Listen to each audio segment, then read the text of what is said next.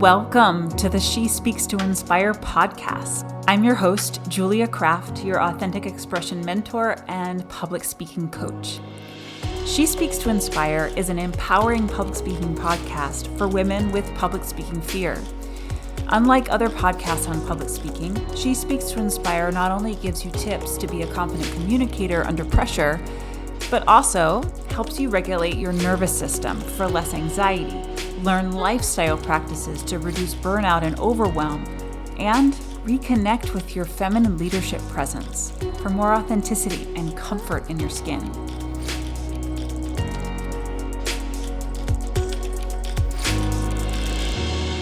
I believe it's the quiet ones, especially the quiet women, who have the most important ideas. I believe the world really does need your voice. So let's dive in.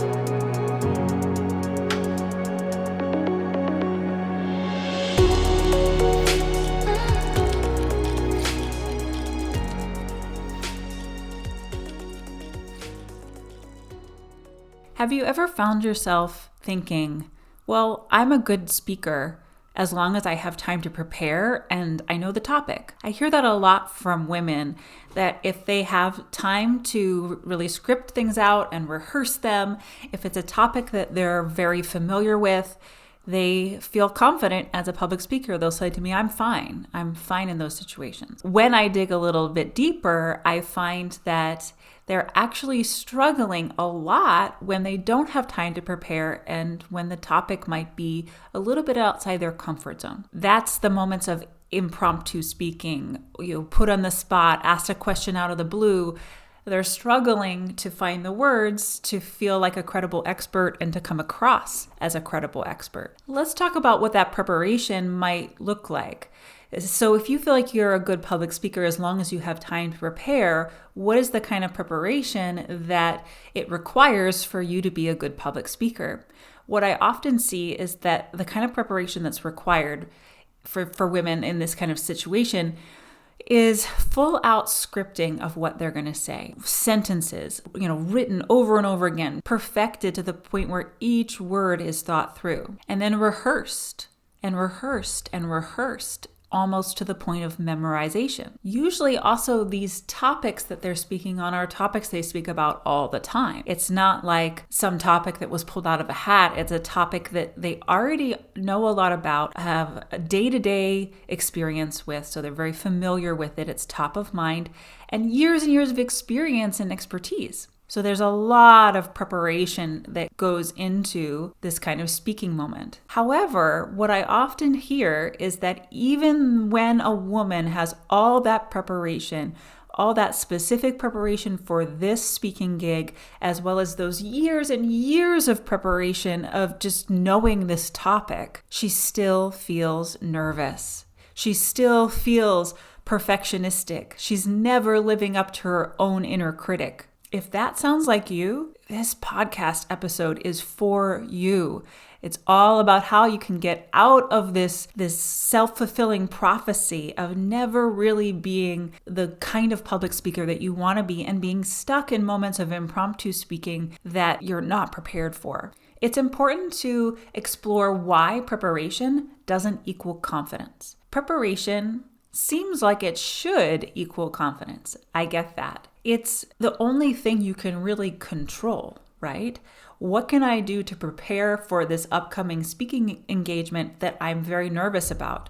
Well, I can figure out what I'm going to say and I can rehearse that over and over again. It makes sense that that's the way that you want to create safety and control. This is also how our nervous system works, right? That we're looking for safety when we're afraid or nervous. It makes sense. It's totally logical. You look for safety, and one of the things you can do, one of the most obvious and most concrete things you can do to create safety with speaking is you can plan the content. However, like I said earlier, a lot of times, most of the time, you'll be able to get through that presentation, sure, with a script and with all your rehearsal and everything, but will you thrive in that presentation? Will you be magnetic? Will you be passionate? Will you inspire the audience? Often not as likely. And that's why I say preparation doesn't equal confidence. What actually creates authentic, sustainable confidence in a woman? It's being able to trust herself in the moment, to go with the flow, to find the right words. That is real sustainable confidence. Confidence is not having everything prepared, because something will always go different than you planned.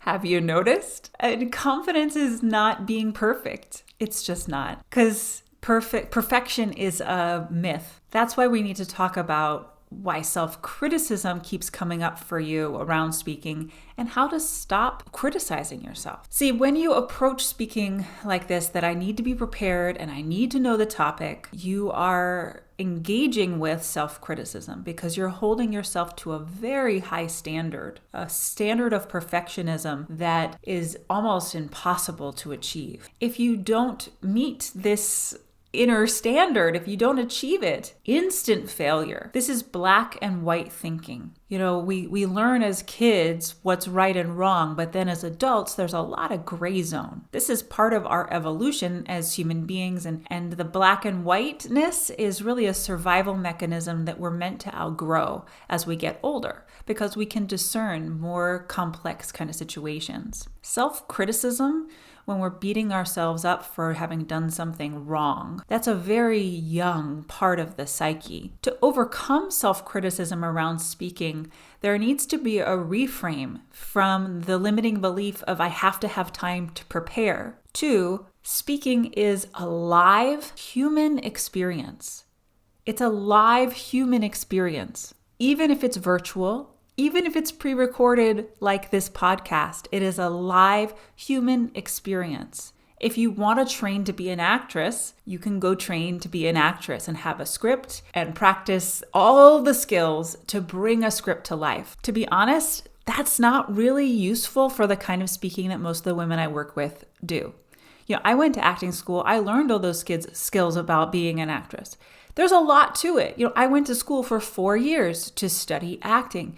Then you can go to get a master's degree in it. It's a skill. That's not the skill that you actually need to learn. The skill that you really need to learn is how to improvise. Authenticity flows with improvisation. It comes naturally because you're in the moment, connected to the people that you're with, and you're just letting the right words come to you. I think a good public speaker is a speaker who finds the right words in the moment. Sure, they have an outline, they have an intention, they have a purpose, a clear purpose for why they're there. But they allow the words to come in the right moment, in the right way, in the way that they're meant to in that moment for this audience. There's no way to plan that. When it comes to knowing the topic, there's always going to be someone who knows more than you. That's for sure. I like to bring back to our awareness that there's a reason that you were invited to speak. Whoever invited you to speak sees value in your perspective. So let that be validation enough that you know the topic. Improvisation will allow you to go with the flow if you really don't know the answer to a question or you really don't have any idea about the topic that you've been given. Improvisation will allow you to be honest. It's live human experience. I don't have the answer for that. Let me look into it. Can be a great answer. Or simply I don't know. That's a good question. What do you think? So the counterintuitive practice that actually will make you a good speaker is mastering improvisation. Not improvising like a comedy improv person on SNL or something. Though they don't even do improv anymore. Everything is scripted there. But, not a comedy improv. It's going with the flow within a clear outline, within a clear sense of intention for what the communication is about, right? But you're going with the flow. I invite you to change your approach to preparation and change your mindset about what makes you a good public speaker. that you don't have to prove that you've done the preparation and all the work ahead of time in order to be a good public speaker. The best public speakers show up and they flow. They're present, they're connected. That doesn't take any preparation other than being in a state of mind and a state of being. What I see is that when you approach speaking from this perspective, there's no room for self-criticism because you're present, and your confidence naturally arises in the moment because you're not questioning yourself. You're trusting the right words, the right ideas come to you. When it's over, you can let it go and move on to the next thing. To wrap up here, preparation doesn't equal confidence. And the way to overcome self-criticism is to practice improvisation within an outline. This is what it means to truly always be a good speaker, to see yourself as a good speaker, and for others to see you as a natural, trusted leader and speaker. Thanks for listening. This has been She Speaks to Inspire with Julia Kraft, your authentic expression mentor and public speaking coach. I'm so glad you joined me. And I hope you got so much out of this episode. If you want to learn more about Speak to Inspire training programs and get inspired, head over to speaktoinspire.com or follow us on Instagram at She Speaks to Inspire. Never forget, the world needs your voice, and it's time for you to speak to inspire. See you in the next episode.